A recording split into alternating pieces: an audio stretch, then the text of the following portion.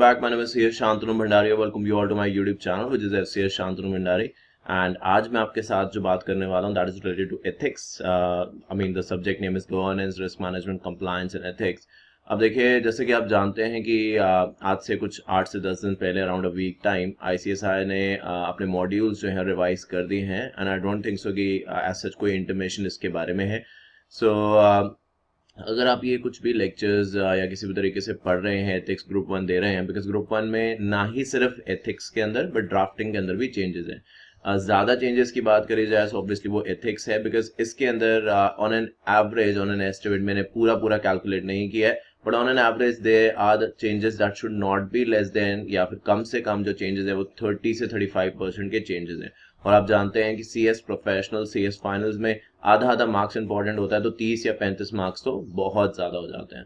तो बहुत सारे बच्चे अभी इस बारे में अवेयर नहीं हैं, और अगर अवेयर हैं तो वो बहुत ज़्यादा इस चीज़ को लाइटली ले रहे हैं कि ठीक है देखा जाएगा, इतने कुछ खास चेंज नहीं है. बट आप मॉड्यूल से मॉड्यूल मिलाइए. एक पहले भी मैंने वीडियो यहाँ पे अपलोड किया था, you will find there are lot of changes. बड़े चैप्टर्स जो हैं, इवन चैप्टर्स के नंबर्स भी बढ़ा दिए गए हैं एट टाइम्स, और एट टाइम्स जो है वो कॉन्टेंट एक से दूसरे चैप्टर्स के अंदर रिवाइज करके रख दिया गया है.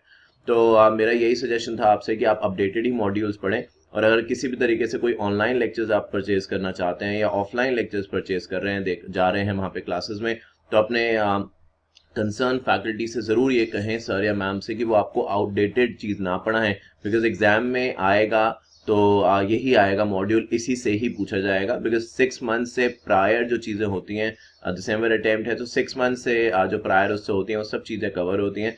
ये मे बी 6 मंथ्स का एकदम 6 महीने वाला क्राइटेरिया नहीं फुलफिल कर रहे हैं यहाँ पे. ICSI की अपने आप में थोड़ा सा फ्लॉ है, बट ठीक है, 15-20 दिन ऊपर नीचे वाली बात थी, सो वो एडजस्टेड है. तो कोई ये ना सोचे, क्योंकि यहाँ पे लिखा है relevant for December 2019 session onwards, तो बच्चे बहुत बार ये कह रहे हैं कि ये 2019 के सेशन के बाद है, यानी जून में 2020 से है. तो ये गलत इंटरप्रिटेशन है, बिकॉज अगर आप ICSI की वेबसाइट पे जाएंगे ना तो आप देखेंगे वहाँ पे यही एक मॉड्यूल है. अगर ऐसा होता तो 2 मॉड्यूल्स होते, एक होता आपका दिसंबर वाला और एक होता उसके बाद से जो जून में आने वाला है. तो मेरा यही आपको था कहना कि अगर आप कुछ भी ऐसा करना चाह रहे हैं तो एक बार ज़रूर से ज़रूर देखें कि अपडेटेड लेक्चर्स ही आपको मिलें, बिकॉज ऐसा ना हो कि आप लेक्चर्स परचेज कर लें और फिर आपको रियलाइज हो बाद में भाई ये तो पुराना है. इस लाइंस पे ये आपको मैं कहना चाहता हूँ, like these are the notes जो कि हम लोगों ने बनाए हैं यहाँ पे आप लोग के लिए. तो ये सारे के सारे जो नोट्स हैं जो आप अभी यहाँ पे देख रहे हैं, these all are updated as per the latest content issued by ICSI.